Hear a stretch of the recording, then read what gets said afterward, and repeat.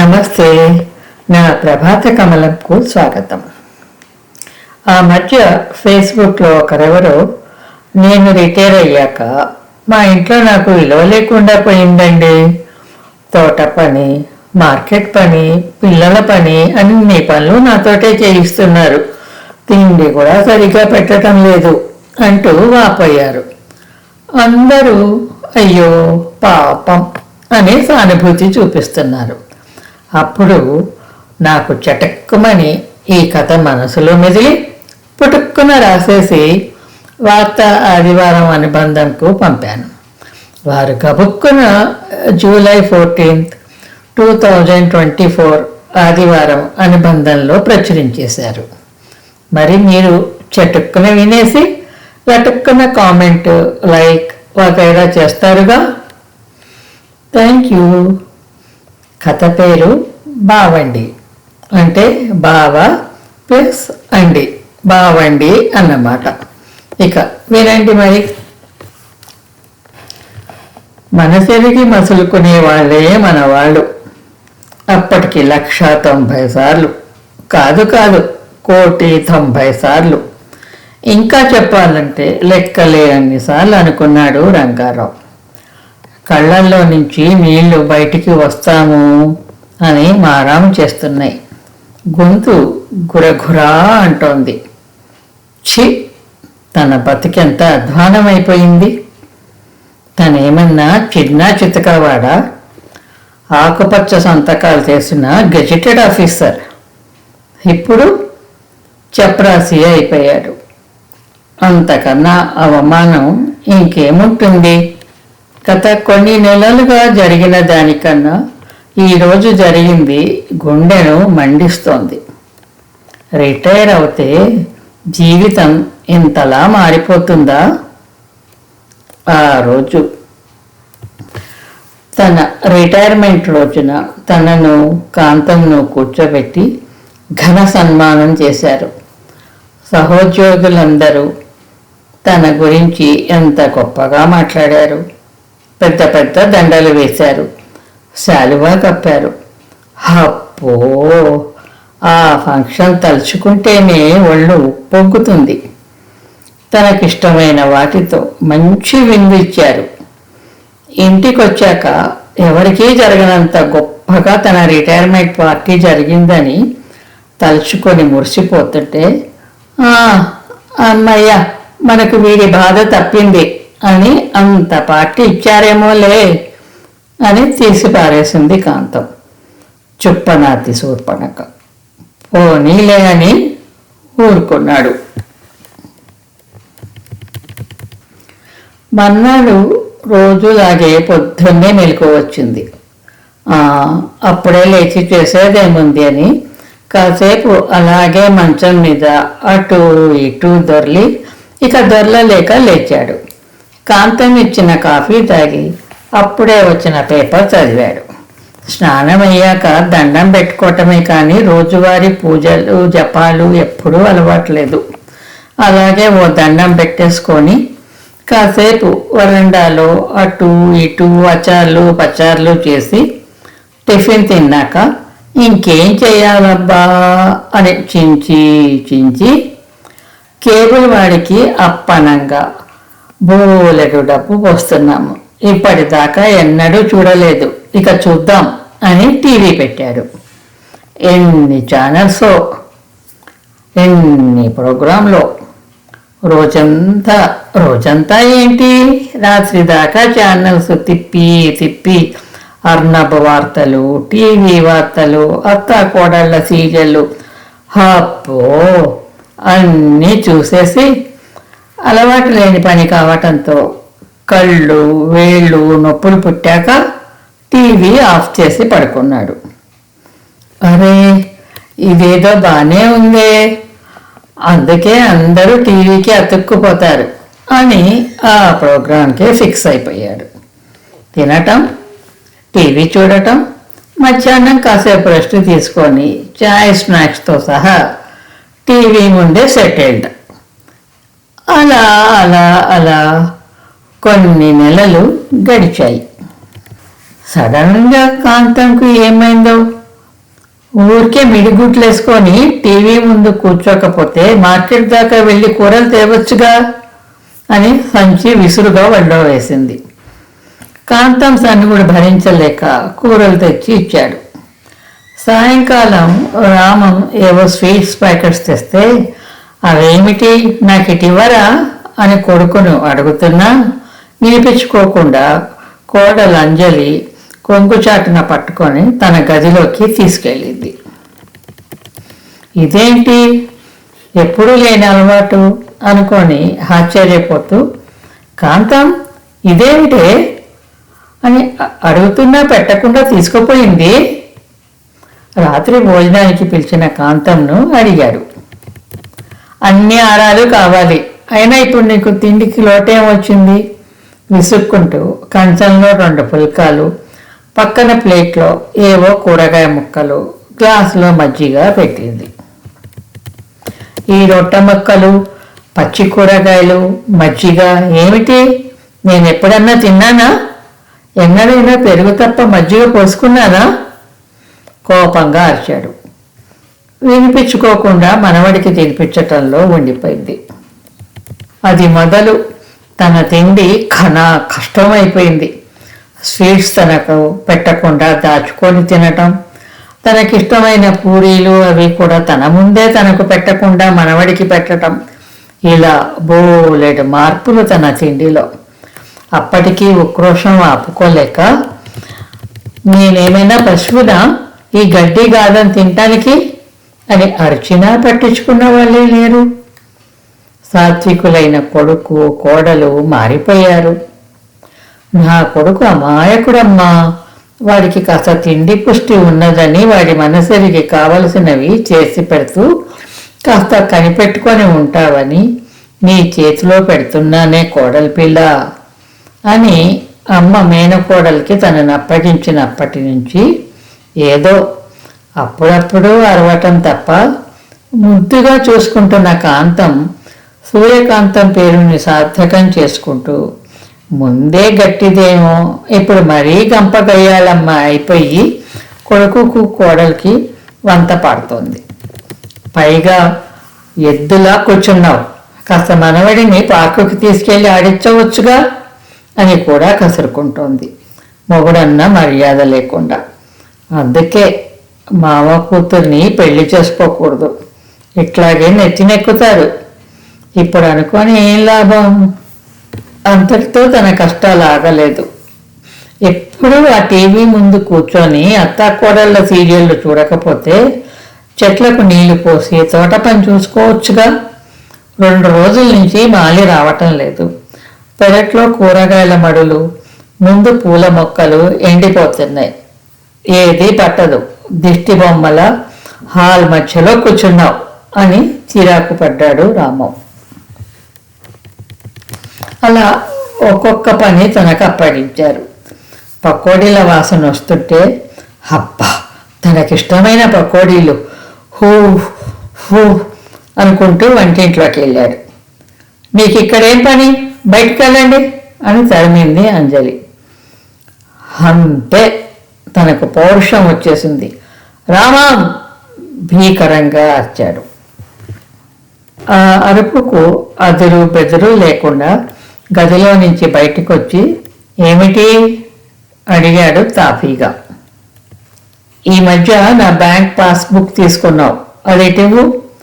ముద్దు కుడముల్లా నా పెన్షన్ బోలేడు మీ చేతుల్లోకి వస్తుంటే నాకు తిండి పెట్టకుండా గొడ్డు చాకరీ చేయిస్తూ హీనంగా చూస్తున్నారు. ఇంకా ఊరుకునేది లేదు. నాకన్నా ముందే మీ అమ్మ డబ్బులు తెచ్చేసుకుంటోంది. నా చేతికి చిల్లి కవ్వ కూడా దక్కకుండా చేస్తోంది. నా అకౌంట్ మీ అమ్మతో జాయింట్ కాకుండా నా పేరు మీదకే మార్చుకుంటాను. నాకు కావాల్సినవి తెచ్చుకుంటాను. హోటల్కి వెళ్ళి తింటాను. అప్పుడు కుదురుతుంది మీ తిక్క. అయినా నువ్వు పాస్బుక్ ఇవ్వకపోయినా బ్యాంకుకి వెళ్ళి మార్చుకోగలను. ఏమనుకుంటున్నారో ఖబర్దార్. ఆయాసపడిపోయి అని కాస్త దగ్గాడు కూడా. ఓ అబ్బో మహా వచ్చాడండి. ఆ పని నువ్వు చేస్తే ఇదో ఈ ఫ్యాన్కు ఊరేసుకొని చస్తా, దయ్యమై నిన్ను పీడిస్తా కళ్ళు పెద్దగా చేసి చేతులు తిప్పుతూ అంది కాంతం. ఒక్క క్షణం బిత్తరపై ఇంకా ఏమీ మాట్లాడలేక విసురుగా బయటకొచ్చి మొక్కలలో గడ్డిని పిక్కుతూ కూర్చున్నాడు. పక్కింటి ఛాయమ్మ ఎందుకో బయటకొచ్చి తనను చూసి, ఇదేంటన్నయ్య గారు, వేళ వేళ గడ్డి పీకుతున్నారు, ఛాయ్ తాగారా అడిగింది. ఆప్తురాలు దొరికినట్టుగా తన ఘోషను వెళ్ళబోసుకుంటుంటే, ఏమిటోనండి, ఇంత బతికి ఇంటెనకాల తెచ్చినట్లు అని సానుభూతి చూపిస్తున్న ఛాయమ్మను భర్త రమణారావు వచ్చి, నీకెందుకు, లోపలికి రా అని గడకర్రల గాలికి ఊగిపోతూ పిలుస్తూనే ఉన్నాడు. ఇంతలో లోపల నుంచి కాంతమ్మ వచ్చింది. బజార్లో పక్కింటి వాళ్ళతో పంచాయతీ పెట్టిస్తున్నావా, దేవ్య మొహం వేసుకొని ఆడవాళ్ళతో నీకేం మాటలు, ఏందమ్మా ఛాయమ్మ, నా కాపురంలో నిప్పులు పోస్తావా అని అరిచేస్తుంటే ఛాయమ్మ ఊరుకుంటుందా? ఇద్దరు చేతులు తిప్పుకుంటూ పెద్ద గొంతులేసుకొని అరుచుకుంటుంటే తను ఆ గంపమ్మ కథ చూడలేక ఇదో ఇట్లా వచ్చి పార్కులో వేప చెట్టు కింద బెంచి మీద కూలపడ్డాడు. అవును, ఏ రచయిత అన్నాడో కానీ మనసెరిగి మసులుకునే వాళ్లే మనవాళ్ళు, వీళ్ళెవ్వరూ నా వాళ్ళు కాదు అని మళ్ళీ లెక్క పెట్టలేనెన్నోసారి అనుకొని పరిపరి విధాల చింతిస్తూ దుఃఖిస్తున్న రంగారావు నెత్తిన ఠప్పుమని ఓ వేపకాయ, ఆ వెంటనే ఓ వేపరెమ్మ వచ్చి నెత్తిన పడ్డాయి. అవి చూడగానే అప్పుడే కాంతగంపమ్మ ఊరేసుకున్నట్లు దయ్యమే తనను గట్టిగా పట్టేసుకొని కంగాళి నృత్యం తనతో చేయిస్తున్నట్టు మంత్రాల మాంచారయ్య వచ్చి వేప కొమ్మలతో కసాపిసా బాధేస్తున్నట్లు గంపమ్మ వికటాట్టహాసం చేస్తున్నట్టు ఊహ వచ్చేసి వణికిపోయాడు రంగారావు. అంతలోనే తెలివి తెచ్చుకొని చుట్టూ చూశాడు. పార్కులో అందరూ వెళ్ళిపోయారు. ఆడుకుంటున్న మనవడు కూడా లేడు. వెధవ, నాకు చెప్పకుండానే వెళ్ళిపోయాడా, ఇక ఇప్పుడు ఏమి గోల ఉందో కొంపలో నిట్టూరుస్తూ, అయినా నేనెందుకు వీళ్ళకు భయపడాలి, అసలు ఆ చావేదో నేనే చచ్చి వీళ్ళని పీడిస్తే మంత్రాల మాంచారయ్య వీళ్ళని చితకబాదాలి, తను భీకరంగా నవ్వాలి, ఒళ్ళో పడ్డ వేపకాయ నలుస్తూ కాసేపు ఏ విధంగా చస్తే బాధ లేకుండా చావచ్చా అని ఆలోచించాడు. ఆ ఆలోచనలతోనే కాళ్ళిడ్చుకుంటూ ఇంటికి చేరాడు. ఇంతసేపటి వరకు ఎక్కడికి వెళ్ళావు, గయ్యమంది కాంతమ్మ. కాంతమ్మను నిర్లిప్తంగా చూసి లోపల నుంచి నిద్రమాత్రల సీసా తెచ్చి చూపిస్తూ, నేనింక నీ కడవళ్ళు భరించలేను, ఈ మాత్రలు మింగి చస్తాను అని చేతిలోకి సీసా వంపుకొని మంచినీళ్ళ కోసం డైనింగ్ టేబుల్ దగ్గరకు వెళ్ళాడు. అక్కడ మనవడు కొడుకు కూర్చొని ఉన్నారు. టేబుల్ మీద పొగలు చెమ్ముతూ అన్నం, ముక్కు పుటాలను అదిరిస్తూ ఘాటు కొత్తావకాయ, కొద్ది దూరంలో చెరుకు రసాలు కనిపించి నోరూరించాయి. అవి తిని చద్దామా అని ఒక్క క్షణం ఆలోచించాడు. తన పిచ్చిగాని ఈ రాక్షసులు తనను తిననిస్తారా, విరక్తిగా అనుకొని వాటి వైపు చూడకుండా మనసును అదుపు చేసుకుంటూ కళ్ళు మూసుకొని నీళ్ళ గ్లాస్ అందుకున్నాడు. బావండి, డాడీ, మామయ్య గారు, తాతయ్య అందరూ గగ్గోలుగా వచ్చారు. పక్కింటి నుంచి రమణారావు, ఛాయమ్మ పరిగెత్తుకుంటూ వచ్చారు. రమణారావు రంగారావు చేతిలో నుంచి మాత్రలు గుంజుకొని, ఏం పనిది మందలింపుగా అన్నాడు. మీకు తెలియదు, వీళ్ళు నాకు తిండి పెట్టకుండా ఎంత హింస పెడుతున్నారో, చాకిరీ చేయిస్తున్నారో అన్నాడు ఉక్రోషంగా. పావండి, నన్ను క్షమించు బావా, క్షమించు రంగారావు చేతులు పట్టుకొని బాధగా అంది కాంతం. దీని దుంపదేగా ఎప్పుడూ కాళ్ళు కాకుండా చేతులు పట్టుకుంది. అంత గీర మనసులో అనుకొని క్షమించను పో అన్నాడు రంగారావు మరింత గీరగా. నాన్న, అది కాదు, అసలు సంగతి ఏమిటంటే 5 నెలల క్రితం నువ్వు టీవీ చూస్తుండగా ఏం జరిగిందో గుర్తు తెచ్చుకో. రింగులు తిప్పాడు రామారావు. ఇప్పుడు రింగులు తిప్పి అంత అవస్థ ఎందుకు కానీ బావండి, ఆ రోజు నువ్వు కళ్ళు తిరిగి పడిపోయావు. అట్లా 2 సార్లు జరిగేసరికి నిన్ను రామం డాక్టర్కి చూపించాడు. అన్ని టెస్టులు చేసి నీకు బీపీ బాగా పెరిగిందని, షుగర్ బార్డర్లోకి వచ్చిందని, బరువు 200 కిలోలు పెరిగావు, బరువు తగ్గాలని, జాగ్రత్త పడాలని చెప్పాడు. గుర్తుందా? కుర్చీలో నుంచి లేవటానికి నడవటానికి కూడా ఇబ్బంది పడ్డావు. పైగా ఆ శంకుమార్కు లుంగీలు వదలవు. గడ్డం చేసుకోమన్నా చిరాకు పడిపోతూ ఎంతసేపటికి టీవీ ముందు నుంచి లేవవు. అక్కడికి రకరకాల రుచులతో స్నాక్స్ కావాలి. ఎంత చెప్పినా నీకు తిండి తగ్గదు. వాకింగ్కి వెళ్ళమంటే వెళ్ళవు. అమ్మాయి అంజలి, నువ్వు మీ అత్తయ్య ఓసారి సీరియల్లో అలా పొట్లాడుకోండమ్మా అని సరదా పడిపోయారు. ఒకళ్ళ తర్వాత ఒకరు చెప్పుకుంటూ పోయారు. భారీ ఏనుగుల ఒళ్ళు పెంచేశావు. తాతయ్యకు బీపీ ఎక్కువై పక్షవాతం వచ్చి ఎన్నాళ్ళు మంచాన తీసుకొని పోయాడు. బామ్మ తాతయ్య షుగర్ ఎక్కువై గుండెపోటుతో పోయారు. నీకు ఆ పరిస్థితి రాకూడదని ఎంతో ఆలోచించి ఈ ప్లాన్ వేశాం. ఇప్పుడు చూడు, నువ్వు గున్న ఏనుగులాగా కాదు, బుచ్చి ఏనుగు సైజుకి వచ్చావు. నీకోసమే డాడీ, ఇదంతా నీకోసమే. బాధగా పిడికిలి నోటికి సుతారంగా ఆనించుకొని మొహం బాధగా పెట్టి అన్నాడు రామారావు. అవును మామయ్య గారు, అట్లా మాట్లాడినప్పుడల్లా ఎంత బాధపడ్డామో తెలుసా?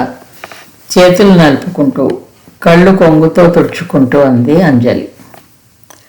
బావండి, నిన్ను చూసినప్పుడల్లా మాయాబజార్లోని ఘటోత్కచునిలా కనిపించి ఎంత దర్చుకునేదాన్నో తెలుసా? ఉమ్మడి కుటుంబంలో యమధర్మరాజులాగా దున్నపోతెక్కి యముండ అని భీకరంగా అరుస్తూ యమధర్మరాజు వస్తుంటే నిన్ను కాపాడాలని ఆ సావిత్రిలా నీతో ఈ నిరాహార దీక్ష ఎంత నిష్ఠతో చేయించాను అంటూ కాంతం కొంగు నోట్లో కుక్కుకుంటూ ఆపసోపాలు పడుతోంది. హోరిని హితా సంగతి అని రమణారావు ఛాయాదేవి నూరెళ్లబెట్టి చూస్తున్నారు. శుభం కార్డు పట్టుకొని తన చుట్టూ నిల్చున్న అందరి మొహాలు ఒకటొకటిగా స్లో మోషన్లో చూశాడు. చిన్నగా డైనింగ్ టేబుల్ దగ్గరకు నడిచాడు. అమ్మాయి, ఆ 2 చెరుకు రసాలు ఇటందుకు అంటూ కంచం దగ్గరికి జరుపుకుంటాడు. వేడి అన్నం, ఆవకాయ కంచంలో తోడుకున్నాడు. తెల్లగా మెరిసిపోతున్న వెన్నెముద్దను చేతిలోకి తీసుకొని మొత్తం వేసేసుకున్నాడు. అన్నం కలిపాడు. గుండ్రాయంత ముద్దం చేసి ఆపగా నోటి దగ్గరికి తెస్తుంటే, బావండి, డాడీ, మామయ్య గారు, తాతయ్య, రంగారావు, అన్నయ్య గారు ఆ ఆర్తనాదాలు పట్టించుకోకుండా చేతిలోని ఆవకాయ ముద్దను మురిపంగా చూసి ఘాటిగా వాసన పీల్చి ఆ ఘాటుకు ముక్కు కళ్ళు ధారలు కారుతుండగా అందరి వంక చిద్విలాసంగా చూసి నోట్లో కోరుతూ, ఆహా, ఇది కదా స్వర్గం అంటే తన్మయంగా అన్నాడు. ఇదండి బావండి అన్న హాస్య కథ. విన్న మిత్రులకు ధన్యవాదాలు. వచ్చే వారం మరో కథతోనో కబుర్తోనో కలుసుకుందాం. అందాక సెలవా మరి. నమస్తే.